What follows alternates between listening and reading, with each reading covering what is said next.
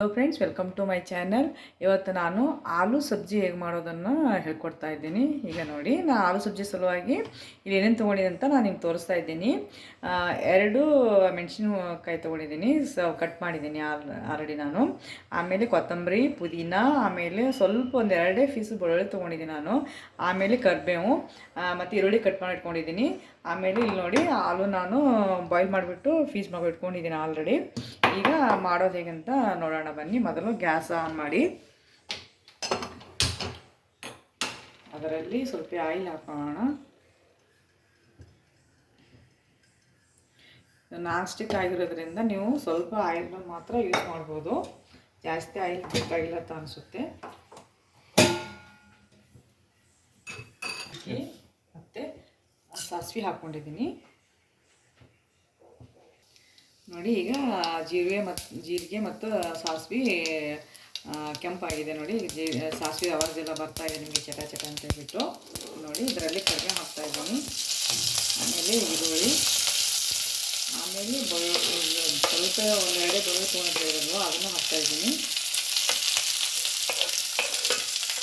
ಮೆಣಸಿನ್ಕಾಯಿ, ಬೆಳ್ಳುಳ್ಳಿ, ಈರುಳ್ಳಿ ಹಾಕ್ತಾಯಿದ್ದೀನಿ.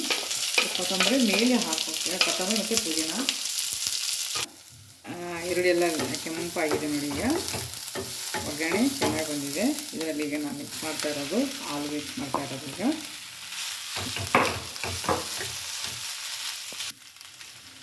ಈಗ ಸ್ವಲ್ಪ ನಾನು ಅರಿಶಿಣ ಹಾಕ್ತಾಯಿದ್ದೀನಿ. ಆಮೇಲೆ ರುಚಿಗೆ ತಕ್ಕಷ್ಟು ಉಪ್ಪು ಹಾಕ್ತಾಯಿದ್ದೀನಿ.